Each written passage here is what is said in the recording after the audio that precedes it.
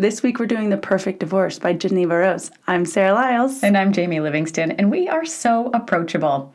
And this has been really fun. We are diving into book 2. Now, keep in mind, last week we did the first book.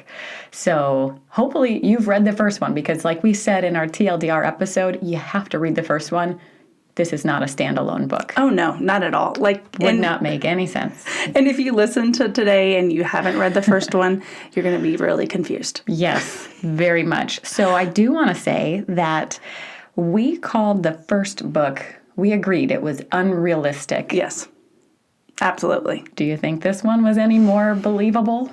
She did tie up some loose ends. I feel like maybe she read through some of the critiques and was like, okay, let me tie this up to make it more believable. So there were points of that, but a little far-fetched. What do you think? Yeah, and I think that it was really obvious that she was tying up some loose ends. Yes. Oh, yes. Like, you wouldn't have said that any other reason than people asked questions about it. Yeah. And it was a little too neatly done or just conveniently done. I was like, okay, I don't buy it, but you're tying up your loose ends. It's okay. Yeah, and that's okay. I mean, I'm sure as an author, I'm not one. We learned that I Right. don't ever want to be one, but I'm sure that has to be taken well. I mean, I'm glad she did read the reviews and she did take like, okay, let me try to tie up those loose ends. But yeah, you're right. The way she did it, it's like, we see what you're doing. All right, what are your 3 words then? Savage, unhinged, and a little bit of deja vu. Okay, yes, I can see that. I have sinister, maddening, and skeptical. Oh, yeah. In my notes, the eyebrow raise emoji kept coming up. I was like, all the time. So I was very skeptical in this one. How many people were you skeptical of? Quite a few. There's a lot of new characters in this one. So we already know that Sarah is the worst. Yes, crazy. Right. Yes. We already know that she's a bad, bad person. And so I did actually really like that this book gave us more perspectives. Yeah. That we heard from a lot of more characters than just Sarah and her spouse. Right. Going into this book, I guess my question to you is, did you think Sarah had changed at all before you even started the book? Like, okay, am I reading this knowing Sarah's crazy and remembering that, or did you almost forget that Sarah was a little bit crazy? Oh, I did not forget. No, and this has only been a year. Yeah. It's like a year. From when he was killed, right? Right. Yeah. So, yeah, no, I don't, did not think she had changed at all. No. Yeah, she just, I think what was really well done, and I say well done, is she did do a good job, like, trying to give us a little bit of character development for Sarah, to give us a little passion, I guess, for her. But again, she's still crazy. She became a mother. Yes. Did you see the softer side of Sarah? Only towards Summer. Yeah. I mean, that's all. What about you? Did you see any softer sides? Right. That was one of the questions that I came across. It was talking about how has motherhood changed Sarah Morgan? And I was like, I mean, she definitely is trying to do everything for Summer. She's a little less self-centered. Yeah. Because everything in the plot is being done for her daughter, selfishly for herself and her daughter, but for her daughter.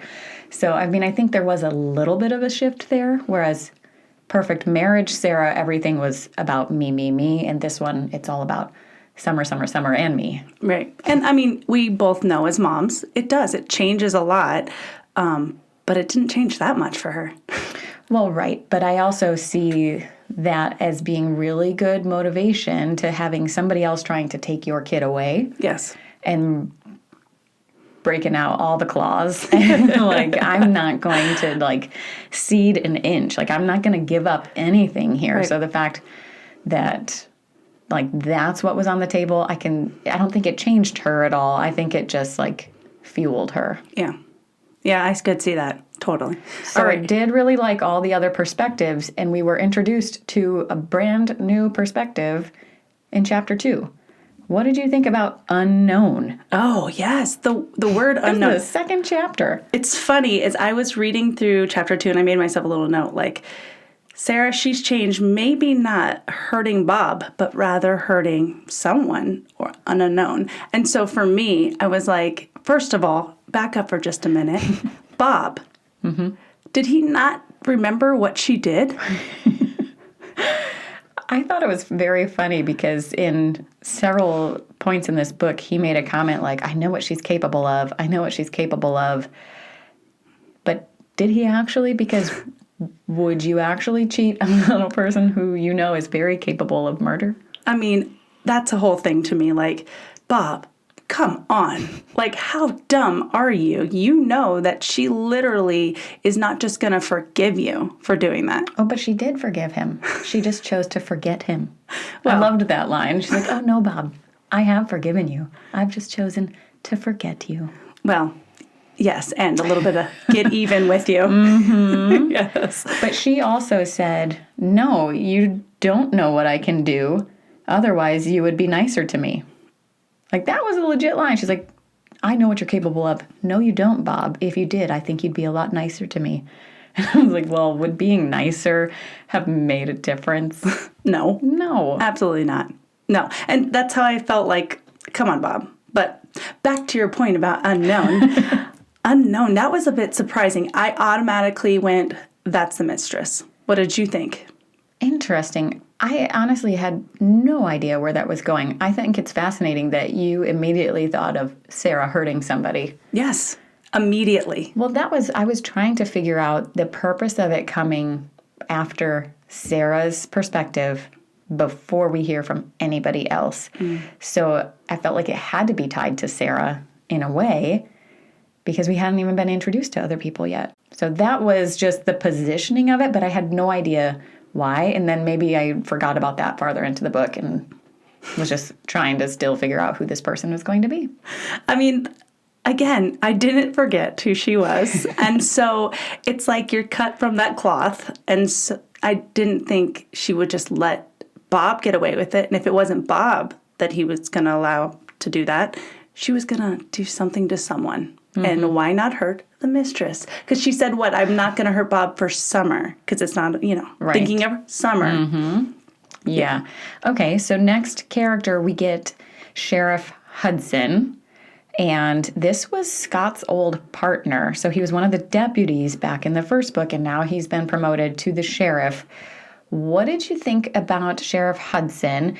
Did you think that he was good at his job? Did you trust him? He was a lot better than the other sheriff. That's for sure. I feel like he was dealt a really bad hand. He's jumping into this case that was not done well. And as it unfolds, he realizes how poor it was done. And so he's having to uncover so much that wasn't done in the first place. So I feel like he did well. He did a lot better for the justice system. And that's where I feel like Geneva's like, okay, let me do the justice service a little bit better. What did you think? Did you trust him, though? Or were you suspicious of him at all in any of this? I didn't think I didn't think he had any part of it. No part of me thought that he had any part of it. I don't think I was necessarily suspicious of him, but I still didn't think he was doing an awesome job. Well, I don't think they did an awesome job in a lot of the law. Like, to me, the whole thing was like screaming, really, really, come on. Eyebrow. Really? Okay, so what about his relationship with Pam? Because that was the other thing where I was like, we have been dealing with this police department and them having conflicts of interest, and now he's dating one of his people underneath him. I'm like, okay, I realize he said it had happened before he was promoted, but I still had like weird feelings about that relationship just because this department was already tainted. I was like, okay, of course he's dating another police officer, and there's going to be something in there. What did you think about former Sheriff Stevens and like the unfolding of this at the very beginning? I mean, the DNA thing came out, which I thought that was maybe one of the plot holes or one of the loose ends, but I feel like the DA knew about that evidence and just didn't present it in court. Like, didn't the DA know that Sarah knew it? And I was just confused as to how the DNA had never come to light to anybody else. Right. I mean, to me, again, that felt very unrealistic. And then for it to come out the way it did was also like, come on. We know that's not, okay, I'm remembering, I'm like going, all right, fiction, this is all like a book. I understand we've got to somehow tie these together, somehow make the suspense and thriller. But I didn't feel like that was okay for me. It didn't stand out like, oh, wow, amazing. Because I'm like, okay. So what did you think about the first life attempt on him in jail? He tries to kill himself. Oh, yes. I'm not surprised. Did you see it coming? No, I didn't see it coming. I didn't think he would actually do that, but I was like, well, I wouldn't be surprised because he knows ultimately his life is over. I mean, did it stand out to you? I definitely, I wondered where it would go. Mm-hmm. And I saw him potentially turning on Sarah. Mm. And so that was where then who kills him, because it definitely could have been Sarah because she knew about the DNA beforehand. Mm-hmm. And so he could have pulled a card and been like, well, like to get himself out of jail type thing. And so that was a very large local case. So I think he did need to be quieted. But I did like the fact that Sarah didn't actually off him. No, not at all. Right. I mean, were you surprised at who it was? Because it was what? It was Scott. Scott Came back. Because he was at, the briefing. And yes. and Marcus, Sheriff Hudson, didn't even notice him. Okay. Biggest plot hole ever. Okay. He vaguely recognized this person. He vaguely recognized him in the crowd. Uh-huh. And I was like, okay, that's definitely an important person. Yes. Like, if you're going to, kind of zone out and pick one person in the crowd that looks kind of familiar, it was his partner. Mm-hmm. His partner. How do you not recognize him? I know it's been 10 years, but you would recognize him. Like, I don't care you haven't seen him in 10 years. You're going to tell me that a beard is the reason you don't recognize the person that you spent hour upon hour upon hour working with? Maybe. And is like your brother in arms? Like, true. I thought that was very unbelievable. And so that's why I didn't think it was Scott in the crowd, because he didn't recognize him. I mean, I was so annoyed that it was him in the crowd. I was like, how? No, I don't believe that. I mean, now that you're putting it that way, that's right. I mean, even if you had platinum blonde hair, I would still recognize your face. But he recognizes the freak finger. In a blurry photo. In a blurry, video he's watching with him and Pam, late at night. And yeah, I know. I didn't buy that at all. But that killing. So I thought that Stevens would be killed from the hanging. Mm-hmm. You didn't think he would make it? No, didn't think he would make it. And so that, when he was, pulling through, I was like, okay, well, then this could definitely be something where he still is going to narc on Sarah or something here. But having his throat slit, that my jaw kind of hit the floor. And then that made me think of the cover. That was this big Joker slit. Well, there's a throat slit twice. Because remember at the barber. Oh, that's true. Yeah. I was thinking this one for that, because then we also looked underneath the jacket and there's the 2 bullet holes. Which we know the bullet holes at the end for Bob. But yes. I like that it incorporates both of them yes. on that cover. And really, you have to go into the book to understand, which I think is fun that she puts it underneath the cover, that it's at the end, you realize why there's the bullet holes. And so. Can I also just say that reading the physical copy with these creepy pages made this book creepier for me. There was legitimately blood in my peripheral vision the entire time, and it added to the reading experience. Did you encounter that at all? It didn't even faze me. Quite honestly, sometimes I was like, what did I spill in this book? Every time I was like, I guess it's a little bit of what is, oh no, it's part of the book. There's one drop of red on the side that's really realistic. Mm-hmm. It's it did look like something was on there. It was done well. I like these new, I think this is pretty new that they start doing this to books, to where they do this. All the pages. Yeah, I think it's fun. I think it's fun too. I also think that this is a misprint, because the blood is running up. In every other copy I've seen, the blood is oozing down the pages. Ooh. So we may have a wonderful, priceless piece of art. That's pretty awesome, actually. I don't know why, but our blood is going up instead of down. All right, so I guess my biggest person that stood out next would be like Alejandro. Yeah. Where he was referred. Did that stand out to you that he was referred by Bob? I mean, it did. It stood out to me that his name was attached to it, but we didn't find out until I think the end that Bob had never referred anybody. Like, she said it at one point, like, well, Bob has never once recommended anybody for the program, so of course I was going to be suspicious of this person. So not having eyes on what this group does, I had no idea what that was going to mean. Right.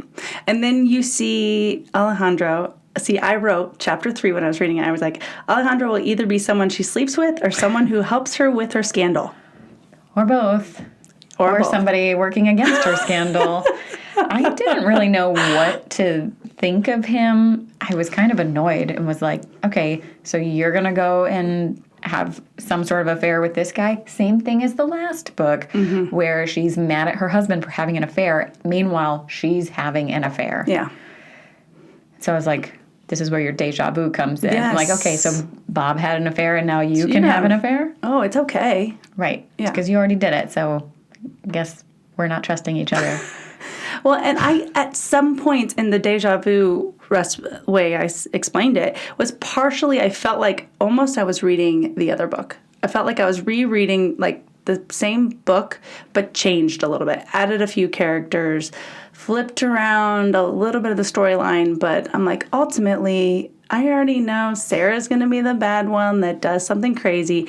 I mean, there was a twist in there with Carissa. I know that was a bit of a twist that I didn't expect, but yeah, I was like, okay.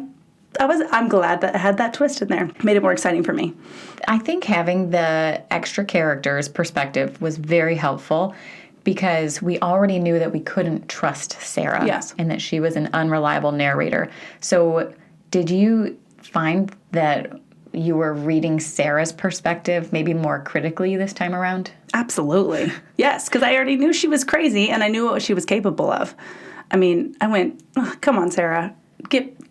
Because in the first one, I was kind of remembering your point when you're like, Sarah is not trustworthy, and we're reading it from a perspective that, like, she's almost like saying that she is trustworthy. So I already had that in the back of my mind. Right. She's not telling us what she's actually thinking or actually plotting. And so I thought that her section seemed a lot smaller, and you got her perspective sometimes from the sheriff. Like when the sheriff came to visit her at work, it was the sheriff's perspective, not hers. And so we didn't have to, I think Jeneva Rose got a lot of crap about that. And the fact that we're listening to Sarah's perspective the whole time, so we should be a little more clued in that she's a psycho. And so this time we hear from her a little less, and there are fewer things to pluck from there that, like, we weren't missing. Right. So I think that was strategic for her to hear perspectives from other people. I do want to say that throughout both of these books, I have been very suspicious of Anne. Like, I am waiting for Anne to, like, be the dark horse in book 3 and, like, go crazy. Yeah, spoiler alert. If you didn't read this book, she pretty much spells out that there's going to be a third book. Yes, in the acknowledgments at the end, she says, Sarah Morgan, there's more to her story. And she's given a couple interviews saying, yep, it's coming back. We don't know what that's going to be. But I still think that, like, Anne is so in love with Sarah. Yes. And so dedicated to her. Like, I just feel like she has to know something. Yes. She comes across as innocent and naive to how terrible Sarah is. But at some point, she has to have figured that out. And so I just feel like I'm just waiting for Anne's day. I know. Actually, I hope so. Chapter 35, I wrote Anne looking suspicious. Well, right. She did, because she took a day off, or like a sick day. Yeah. And so that's when I was suspecting her of being at the farmhouse and part of the torture plot. So it was a very big surprise to me that Sarah was the one that was down in the basement with Carissa. Well, the other girl. Oh, Stacey. Where she was pretending to be Carissa. She was pretending to be Carissa. So I thought that might be Anne. Oh, yeah. I could have saw that, but I didn't actually. But that's where the sick day and like weird time off, she never takes time off. And so that's where I kind of had my little detective hat on. I was like, this doesn't feel right. So I'm still... There's something up with Anne. Right. Anne's got to come into the picture more than just like this little sidekick. I know. I know. There's something suspicious about her. Okay, so we kind of talked about it at our last episode about Bob having the knife. So what did you think about Bob actually having the knife? And then that whole play out about what was actually on the knife. I have it starred on my notes. No way Sarah would have given him the knife. No way. She orchestrated this entire thing, and you think she's going to leave this one thing up to chance? Or that it's going to have any evidence on her? Like, come on. They literally said it was a bloody knife. You didn't clean it? What? Like, you didn't take a Clorox wipe to it at least? Like, are you... that was the most unbelievable thing ever, that Bob was like, I have the smoking gun, I have this insurance policy, I have the knife. And it's like, that is not the knife. And if anything, it's going to have his handprints on it. Like... Yes. That to me was just so far-fetched and like, okay, she obviously has shown us that she's not that dumb, and she wants everything to point to someone else. So why would she give somebody else the murder weapon with the blood on it? No. Right. There was no reason for there to still be any evidence tied to it. Like, I understand. No. I mean, I don't understand. There is the possibility that she could have given him the knife and like been in a bind, but she would have thought it through. She's way more calculated than that. Like, that just would not have fallen through the cracks. Maybe he demanded it. Like, I mean, he called it his insurance policy, so maybe that was something like, here, let me take care of that. But she's not going to bring it back. I mean, I didn't believe that either. Not at all. That was like the dumbest thing. And for Bob to have not done his own testing on it or to have any... That was so unrealistic. I was just like, flat out, that's not the murder weapon. And if anything, it's going to point back to Bob. Yeah. I mean, for all of these, what did you think? I'm curious to hear from you about what did you think actually happened to Stacey and Carissa? I was very confused. And I mean, I definitely was thinking, like, it feels like Sarah is behind all of this because there's really no way that all of this stuff is stacking up against Bob so conveniently, like one thing after another tied to Bob. So it did feel pretty convenient. I had no idea how she was masterminding that. So I really do like how conniving she is, and that she didn't want to resort to murder again because, yes, Bob ends up dead, but...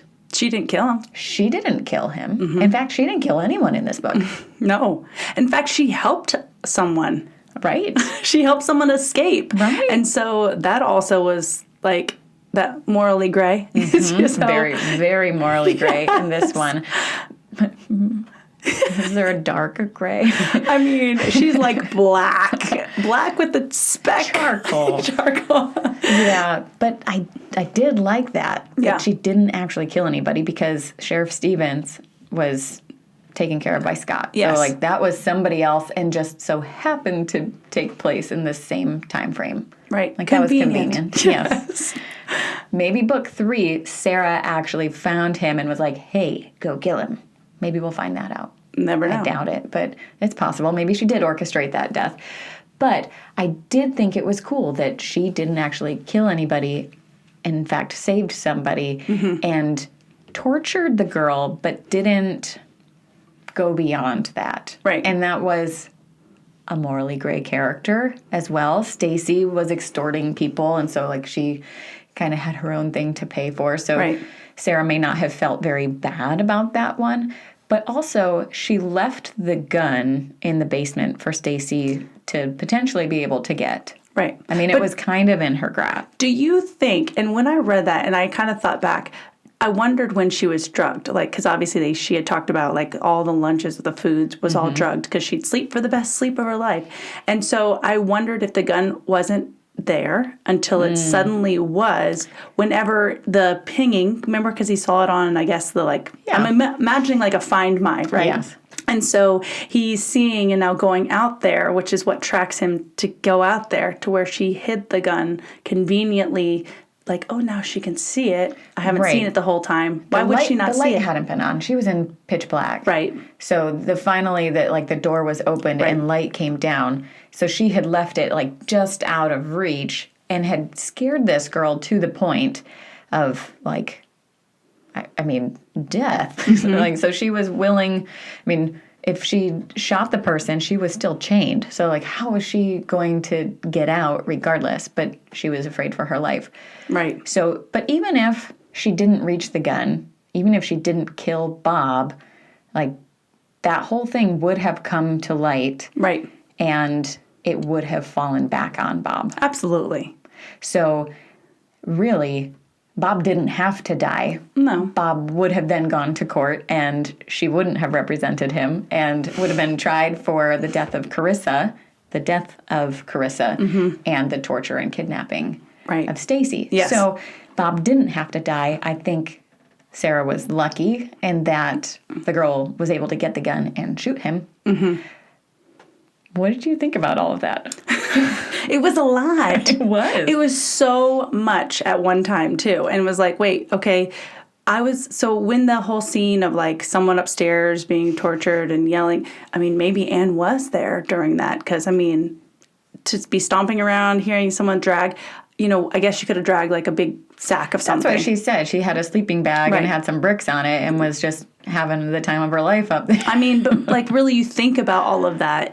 You think about hearing that, like, how terrifying for her. But in retrospect, I think, like, wow, you really are a psycho, like, to do this. Right. You planned that. Mastermind it. Dragging a body through the house so that somebody downstairs would hear it. Yeah, and breaking stuff and making it sound like, and screaming, because you're the one, like, doing it, but you're screaming thinking that you're being tortured and yelling her name. And, I mean, it was a lot. And then for Bob to go down the stairs and see her and just be shocked by it and then die. Right. I was like, wow. Okay, well, let's take a step back, because Bob, after finding out that Sarah died, the second he finds out, he's pulling up her car information and sees that she took a detour out to this abandoned place. And he decides to get in his car that second and go and check it out. Very unrealistic. Just very stupid. So maybe it is realistic, but very stupid. Yes. Very scary movie. Don't open the door. Open the door. Yes. And I mean, even going back to Sarah's death, did you believe how easy that was? That was too easy. Oh, I didn't think she was dead. No. I was like, there's still 20 chapters left if she's not dead. There's no way. Yeah. I was like, and not to mention, she's too smart in that she's not just going to, like, I mean. So what do you think when the sheriff came and knocked on the door? Oh, I actually was surprised that she was there.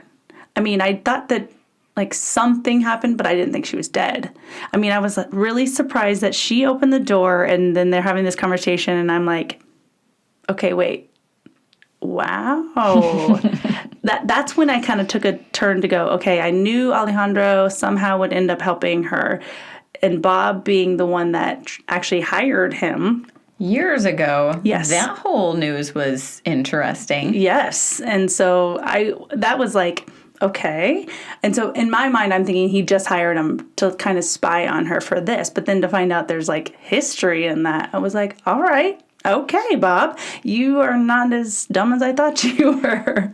Well, partially, but he hired a hitman to kill the girl. Yes. To kill Kelly.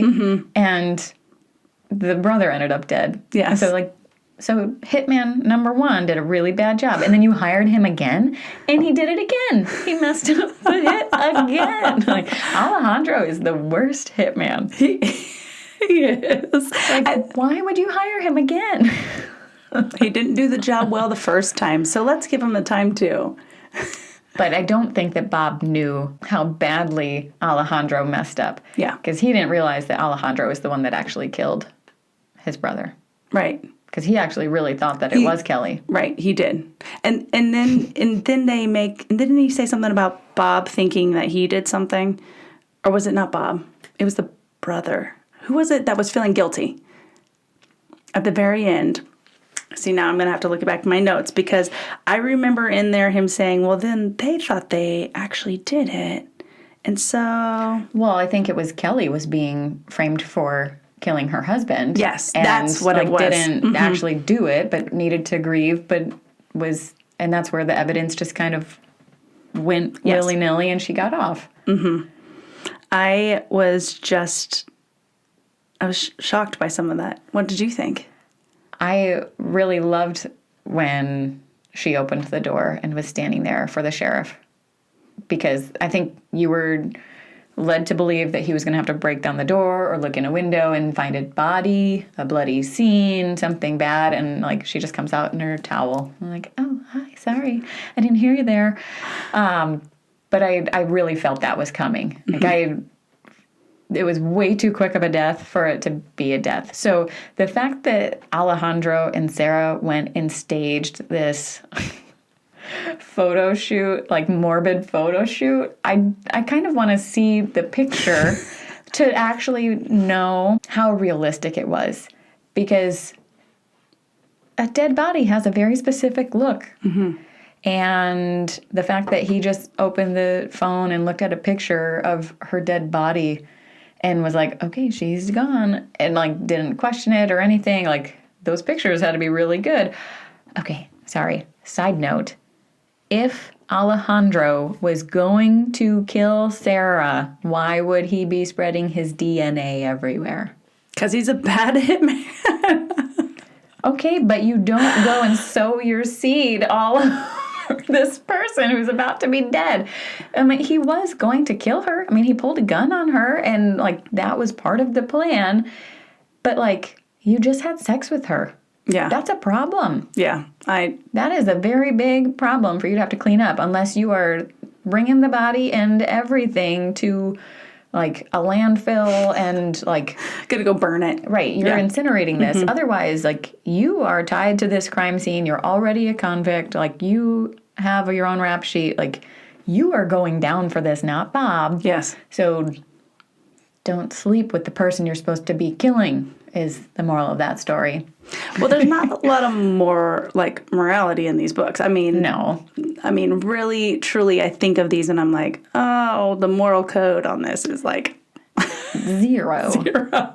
Right. Yeah. I mean, the one redeeming thing is that Sarah is fighting for her daughter, but no. And she saved Carissa. I mean, she saved her. We can talk about that plot line because that actually was interesting. What did you think when Bob was getting his haircut?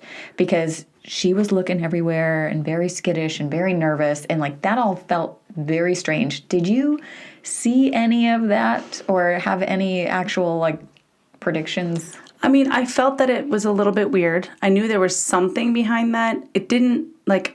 I mean, I made notes, like, note that, like, kind of just thinking about that. I didn't think anything, like, specific. When he got his neck sliced, like, just when he was getting shaved, that was like, that's interesting because now his DNA is there and there's blood. And so that stood out to me, but nothing made me go, like, okay, there's something more. There's something deeper. I felt like Sarah was... in on it somehow because she was connected to Carissa because she defended her or there was some legal thing where she had represented her for the protection order. So Sarah did have ties to Carissa, and I just thought that she was trying to get blood on a towel or something to give to Sarah as evidence to use somewhere else. That's a good point. So, like, I thought that she had been instructed to, like, get a towel with Bob's blood on it so that she could put it wherever Stacey was and, like, tie him to that crime. So I didn't see that whole thing or Carissa disappearing or any of that, but that was clever. Yeah. I will give her that. I know that's actually what's like Carissa's plan was a shock and actually a fun twist to me. Yeah. I liked that one. I really like that Carissa was never down in the basement. I know. How did you feel about when you were reading that? Did you think it was Carissa? Like when you were reading through all of the unknowns and then you learned that she's down there, did you think it was her? I did until I suspected Anne. Yeah? So, like, I thought so, but she didn't really add a ton to the conversation because she was drugged or quiet most of the time. She wasn't actually there. She was asleep. Right. Couldn't hear any breathing, couldn't hear any sounds. Because she was non-existent. There was no person. Got it. But the fact that she actually was given that type of a head start to create a new life and get out, like, that was very clever. The drawing enough blood to, like, be considered dead. Right. That, I don't know how believable it is. I mean, she talked about giving her pills to up her iron and, like, help her through being very depleted. Mm-hmm. I just thought it was very... It was probably Pam who said something like, well, that's enough blood between the two crime scenes. Like, we can just assume she's dead, right? Right. And I was like, okay, that was a little too cookie cutter. And, like I guess somebody had to say it, but when it was actually said, I was like, oh, well, that was anticlimactic. Yeah. And maybe, part 3 somehow. You know, she's connected to Scott. I don't know. Maybe. So I actually enjoyed Pam. Yeah. Did you? Because I think I had something starred in my notes like, go Pam. She is finally asking all the questions we as readers have been asking the whole time. Like, we want the receipts. We want the traffic cams. Like, why are we not doing this? Right. Mm-hmm. And that was when Hudson was like, well, I wasn't the sheriff. I was just investigating. Or like, I didn't know that wasn't happening or that they didn't even know the restaurant or the bar that they went to. And I was like, okay, but just because you're not the person in charge doesn't mean that, like... You still can't find the information. Everybody else, like, it's not up to the sheriff to investigate the case. Like, it's up to all of these other people. So I was very confused as to how that whole department even worked. But I did like Pam, and I feel like she could come back. Yeah. I think be she in a did, third book. She did a good job. I think between her and Marcus, I mean, Marcus didn't, in my opinion, I didn't feel like Marcus did a bad job, but I did like Pam, like kind of the back end of him kind of being like, all right, let's kind of push for this. And so I liked that. I liked that a lot. Did you feel like there were any clues along the way pointing to Sarah? There were lots, but... But anything that, like, I mean, because earlier, I mean, you said in chapter 2, you knew that it was Sarah in the first book. At what point in this book did you think or know it was Sarah again? Well, chapter 8, I have a quote, most things you have to clean up yourself. And so for me, that's like foreshadowing of saying, she's basically saying, I have to do this myself. And so a lot of that was like, all right, just got to do it herself. I think chapter 2 was just me remembering what kind of person she was. And she wasn't going to let Bob just go with this. And so someone had to pay. Even if it wasn't Bob, it was going to be somebody. This is one of those things where, I mean, we kind of thought this was very outlandish at the end of the last book that they named their baby Summer. Yes. What did you think about her explanation of the name in this book? Do you remember that? Because she says, I named her as a tribute. Yes. Like, it was my ode to Kelly Summers because she's the one that granted me my freedom. Like, I get to live this life that I love. I get the baby that I want, all because of her sacrifice or something along those lines. And she said Bob just went along with the name and never picked up on the fact that it was due to Kelly Summers. I still think it was sick and twisted. I mean, naming her Summer after Kelly Summer was like, to me, like, so you want to remember the reason why she was named after, like, I felt sorry for that little child and hope she never finds out why she was named the way she was named. I just thought it was crazy that she thinks Bob never put 2 and 2 together. I think Bob was scared of her. Well, she also said that she just really liked the summer months or something, and like the seasons, and so they went with summer, and so it was generic. But I find it hard to believe that Bob never put 2 and 2 together, that it was part of Kelly Summers. That seemed strange to me. All right, let's see. There was one thing that we didn't talk about that I thought was interesting. In chapter 18, Bob had this fantasy of killing Sarah. And so... Jumping over the boardroom table. Yes.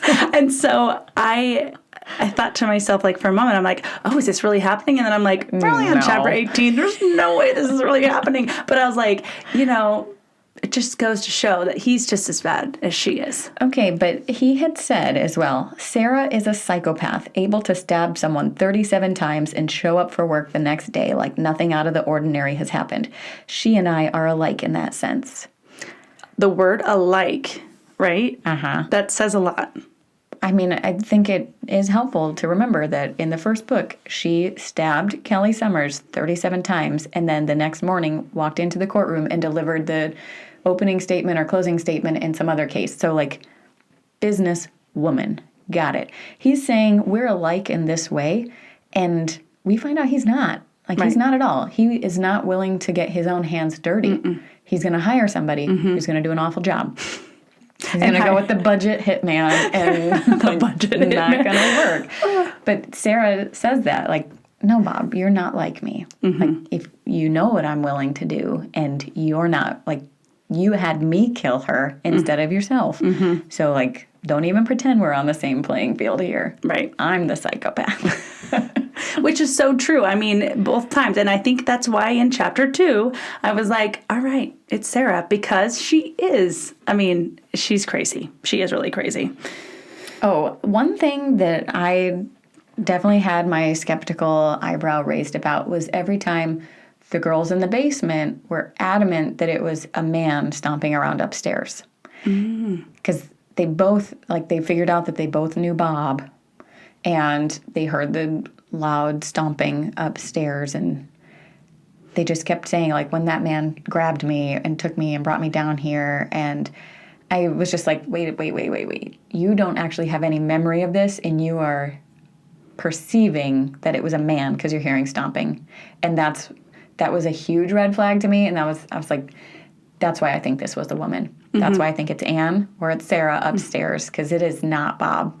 Like, that's not, I didn't buy that at all. So they said it multiple times, the man. And I was like, it was not a man. It's not a man. Sarah tries to really, like, push the nail in the head of saying, like, oh, he pushed me into the van. I remember faintly the voice, and I know, like, she really tried to, like, hone it in to her that it was Bob. That makes a lot more sense, though, now that I know that it was Sarah down in the basement. Yes. So her saying what she remembered, that makes a lot more sense why they were adamant that it was a boy. Yeah. A man. Yeah. Because, I mean, imagine if someone's saying something to you over and over again, you're eventually going to believe it. I mean, think if she's like, I'm pretty positive it's a man, and then she's like, well, I'm not sure, but then they're like, no, I know it's a man. I know it's a man that put me in the van. I remember faintly hearing his voice. And so that whole story would make then you go, okay, well, yeah. Or she could have just thrown on some big boots and walked around and... Right. I just, every time they said that, I mean, because I still thought it was Carissa and Stacey in the basement. And I was like, oh, girls, you got this all wrong. Like, I'm pretty sure it was not a man at this point, because I already know she's a psycho. So that was just a huge red flag every time. And so I felt very vindicated again when it turned out to be Sarah. Yes. All right. I feel like we ranted about a lot of things. I had a lot of notes, and I feel like I've answered a lot of them. We kind of talked about predictions for a third book, but I think my guess is that Summer will be involved. Potentially. Interesting. I don't know. Okay. Maybe she's actually doing some digging on how Daddy died or something. I don't know. Something. Or Alejandro. Like, is she going to keep dating him? Because she's got to keep him close because he's a loose end. Well, of course she's going to date him. I mean, these 2 books has shown me anything, is she loves the guy that she just, it's like, it's sick, right? She's like really attracted to the guy that helped her do all the horrible things. True. I mean, that's also kind of going back to first lie wins, and how at the end we got two morally gray characters who decide to do life together. Yes. And so that, I mean, she and Bob kind of did that, but now she's actually got the hitman, so a little more gray. Well, he doesn't do a good job. She right. does so much. But yes, I'll pay you the same to keep me alive. Okay. All right, no big deal. I don't even know if the check's going to clear, but okay. Yeah. All right, so I think my prediction for the next book is I really would like to see Sarah and Scott battle it out. Not Scott. Yeah. Yes, Scott. Yeah. Somehow Scott does a little digging deeper, and somehow their interaction, somehow they find out different things. I'd like to see some interaction between the two of them. I feel like Scott could come back, but I think that he also has closure. Yeah. I mean, he just went and brutally killed the person that he thinks killed his wife, and I think he can, like, close that chapter and move on, because he wouldn't want to come back, because then he would come up on the radar. Although, now they're suspecting him. Well, here's the whole thing. So he does have to get caught at some point. I mean, right? Because so they're saying that Bob was the one that killed at the end. It's like, to me, there was like things about Bob that I'm like, wait, there was alibis in the first book that I'm like, are they, there's got to be loose ends. I feel like Pam's going to really try to buckle down and be like, things are missing. There are pieces of the puzzle not fitting together. And so I think that she's going to start to unfold it a little bit better. You don't think it's just going to be case closed? Yeah, right. That would be too easy. Yeah, it would. Okay. So maybe Scott's coming back. But they do think that Scott killed the sheriff. Well, so, yes. I mean, That's he what may makes end sense. up behind bars and then doing some of his own digging. True. Yeah. I don't know. But I don't know. they definitely are looking out for him because he's a murderer on the run. Yeah. Yeah, true. Who knows? I mean, I'm curious to see which way she takes this. Yeah. This one was supposed to be made into a movie, and they're still kind of in limbo.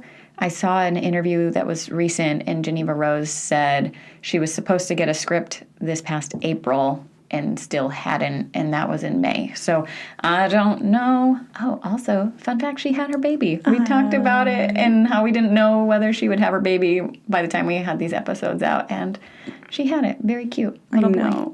I know, and I wonder how that's going to affect her writing. Right. Right. Like Sarah, how does motherhood change Yes. a psychopath? How does it change the mind of an author writing about psychopaths? I mean, there's got to be a little bit of twist in there to write about them. So It's true. Yes. All right. Do you want to give your review first? Sure. I think you gave your review last time first for Perfect Marriage. So sure, I'll give my review. All right. So I felt like almost I was reading The Perfect Marriage changed just ever so slightly again. Mm-hmm. And so parts of it I felt like I said, I picked up quickly on Sarah and Alejandro, chapters 2 and 3. I already knew what was to be expected. I was excited that there was more of a twist, which kind of helped some of the story. She did a really good job unfolding things with like Marcus and Pam and introducing those new characters. But it was a little lackluster. I felt like some parts I was like, okay, again, here we go again. It's the same thing over again. And because it is the second book, I expected more. I expected a little bit more. And I give it a 3.5. Okay, so that's a notch down. Yeah. Okay, that's interesting. Because I feel like I already knew what we were getting into, and so I was excited to dive into it, and I felt like this book flew by.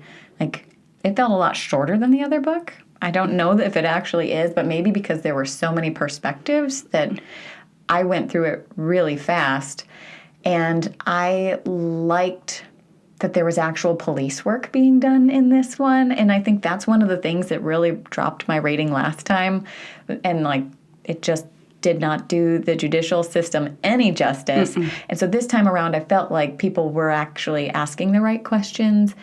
And I feel like Sarah did a pretty good job of covering up her tracks. And so I bump my review up, and I go to a 3.9. Good. Wow, that's great. And I think that kind of reflects what we saw in a lot of the reviews, was that the first one was lower and then the second one was a bump. So I'm fascinated that yours went down a little. Because like you said, I mean, it was a little deja vu, but I feel like she really did learn a lot from the first book, and especially from the first version of the book. So this could be like trying to reinvent the wheel. So I don't know if a third book is going to be any better. Do you think that they achieved the perfect divorce? I mean, no. I mean, to me, I look at that like the perfect marriage and the perfect divorce, and I love that they're both crossed off like in them, because it's just like, yes, the marriage, the divorce, and it was that, and there was so much like blood, sweat, and no tears. I mean, Lots of blood. Lots of blood. And so to me, I'm like, wow, the perfect divorce. If that's the perfect divorce, count me out, because that was horribly and gruesome. And, Well, yes. but they didn't actually get divorced. Right? But she got everything she wanted. True, but they didn't actually, like, that's another thing I kind of noted that way I didn't talk on, that I'm like, it's called the perfect divorce, but there actually was never a divorce in either of her marriages. Right, but they were going through the process. True. And I don't think that she was going to give up anything. And the fact that they're both trying to go for full custody, that's never going to happen. No. Like, it's going to be split, and nobody's going to be happy. And so I actually do think that this was the perfect divorce for Sarah. Like, Okay, yes. It was not right. It was not honorable. It was not, there's nothing about this that was good. No. But I think, by definition, this was the perfect divorce, the perfect outcome, because she got everything she wanted. Because if the dad is still alive, like, there's going to be split custody. There's going to be child. Even if he's in jail, there's still going to be There's something. going to be something shared. And, like, it's hard. Like, I live in a blended family, and so I understand that, like, you have to deal with the other person the rest of your life. And so that's why I love Till Death Do Us Part. Yours, not mine. And so, like, I can resonate with that. And so it's just one of those, like, man, that would be so much easier, but completely wrong. And I don't think that's what was best for Summer, Right. by any means. No. She needs both of her parents. And so while this may be the perfect divorce for Sarah, the best possible outcome, she can have all of his money, retirement, like, whatever there is, but, like, she should have her dad. Yes. I do when you say it's a perfect divorce for Sarah. You can't leave out that part, right? That needs to go in that aspect. Yes, I could see that. Otherwise, they were going to have a very lengthy legal battle, and nobody was going to go anywhere. No, it would have been long and drawn out. Yeah. So. All right. Well, this was fun. Yes. And we're trying to arrange something special as just kind of a follow-up to kind of tie up this coverage in a bow. And so hopefully you'll be able to press play on that soon. I can't wait for that one. All right. Until then, keep reading. Keep ranting. And remember, you're so approachable. Okay, the episode is over. If you enjoyed it, could you give us a thumbs up or leave a review? It goes a long way toward helping us grow and meet new people like you. Subscribe to get notified when the next episode drops. You can follow us on Instagram and Facebook to see what we're reading next, recommend new books, and join the conversation. We're so excited to have you on board.